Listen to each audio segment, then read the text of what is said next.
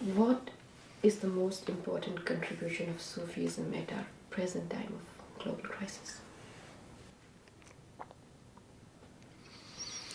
We have already spoken about how Sufism recognizes the unity of the planetary prophetic lineage. That is so important at a time when religions are in deep conflict, and these are conflicts that have the potential to reverberate and cause destruction all across the globe, even beyond the boundaries of those particular religious communities.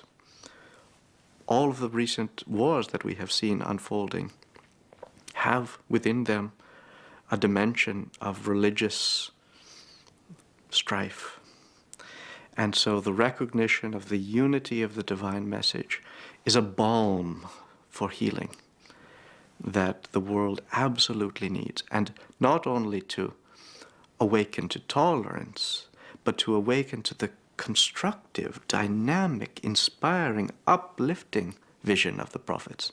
Not merely that we simply accept to be tolerant and forgiving of other religions, but that we can rise up to the opportunity of responding to the whole cycle of prophecy as it has unfolded across the globe, and which is still to this day a force of guidance through the divine inspiration. This is the purpose of Sufism, to attend to, bring peace between religious traditions, recognize the unity, overcome the split between rationalist, materialist, commercial consciousness, and pious, devotional observance. We have a world that is split between agendas of evangelism and conversion and religious ideology on the one side, and rampant commercialism and competition and exploitation of the earth. There is another way, and that is a way that is spiritual, that is based upon consciousness, mutual respect between human beings, participating with awareness in the fluorescence of the planet in the light of the divine guidance. Somebody who is working in this practical world would say they are very good ideas, but how to implement those? There's so many ways to implement these ideas. In fact, one finds now many projects springing up, new technologies, new groupings of people who have decided to overcome the conditioning and the inherited conflicts and strife and greed and terror of the past, and say, enough.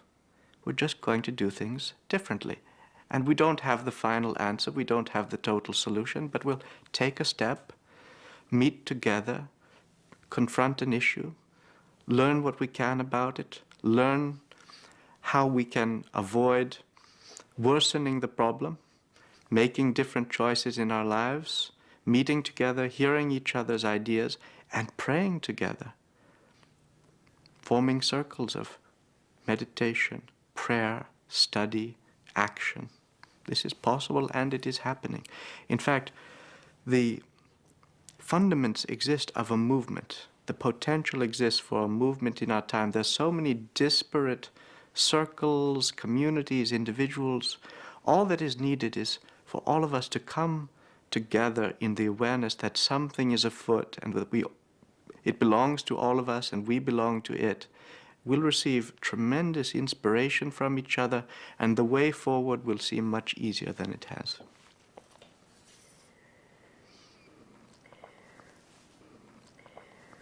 Can anything happen in this world without certain number of conscious, fully conscious beings present on the earth?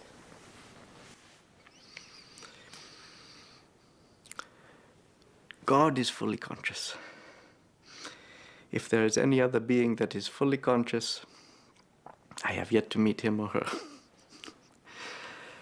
But we are all growing toward greater consciousness. My grandfather once said, the one who cannot assimilate the idea of unity will be assimilated by unity one day.